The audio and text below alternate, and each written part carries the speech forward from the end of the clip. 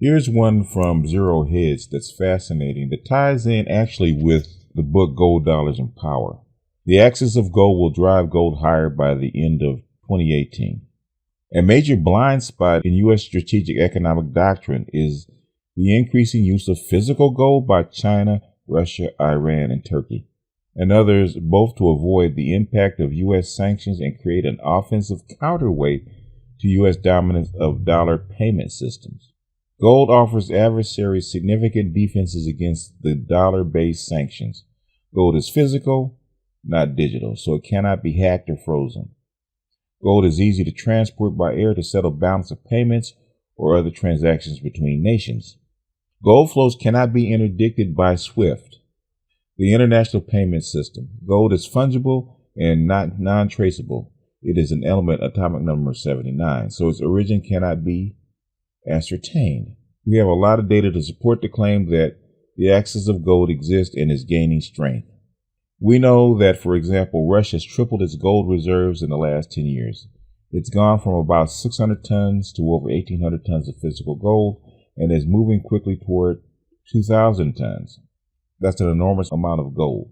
China is also amassing physical gold at an astounding rate. Like Russia, it has tripled its gold reserves officially from 1,600 tons to 1,800 tons. Notice the parallels between the amounts of gold between each of these countries.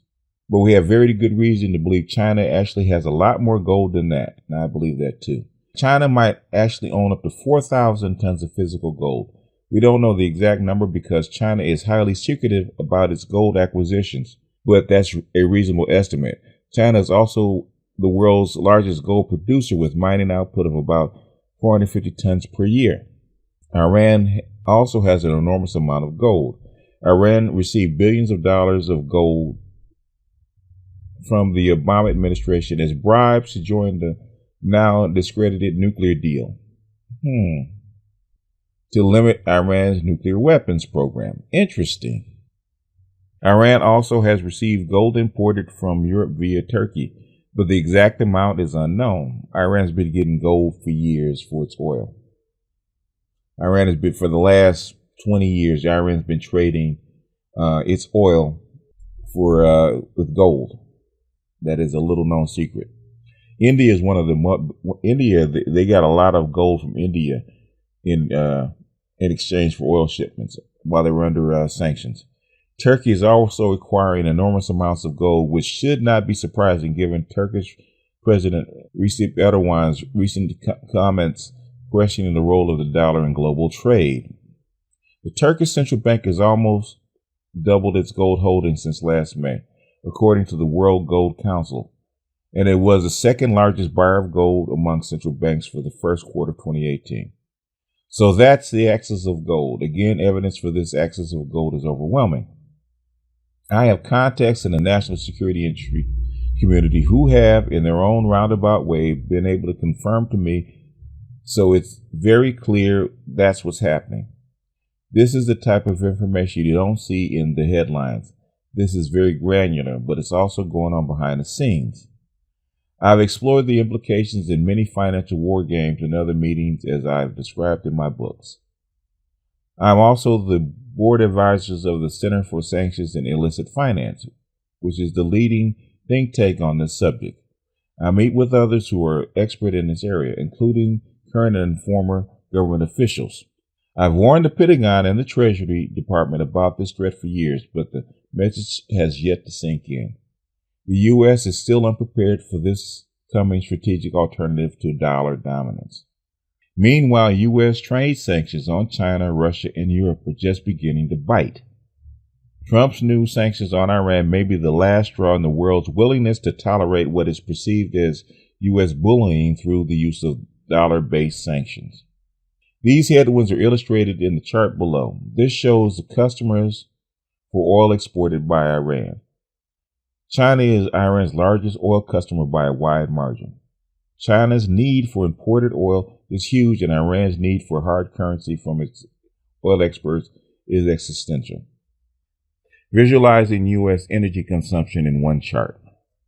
Every year, Lawrence Livermore National Laboratory, a federal research facility funded by the Department of Energy, if the U.S. makes it impossible for Iran to pay or receive dollars or other hard currencies for its oil and exports and machinery imports, Iran will have to resort to other payment channels. China would be willing to pay Iran in yuan, but Iran's appetite for yuan is limited. As mentioned above, an obvious solution for Iran and China to settle their balance of payments accounts in gold. Trump's sanctions on Iran are a double whammy. On one hand, they impede global trade and growth, especially in Europe where growth was already slowing before the sanctions. On the other hand, the access of gold will create enormous demand for physical gold as an alternative to dollar payments vulnerable to U.S. sanctions. At the same time, the access of gold creates huge embedded demand for gold as the Axis nations build out an alternative to the dollar payment systems. Remember, I was telling you there's going to be another system coming, but it's not ready right now. But right now, gold mining output is flat. Western central bank sales of gold have ceased, and the acquisition of gold by the Axis is increasing. With limited output, limited Western sales, and huge Eastern purchases, it's only a matter of time before a link in the physical gold delivery chain snaps and a full-scale buying panic erupts. Then the price of gold will soar regardless of paper gold manipulations. Meanwhile, Fed tightening combined with weak growth will push the U.S. economy to the brink of recession later this year. This will cause the Fed to reverse course and pause their path of rate hikes. The pause will come possibly in September and almost certainly by December.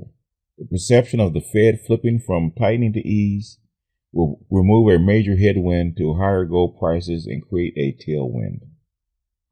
Future Fed easing combined with strong demand for physical gold will result in much higher gold prices by year-end.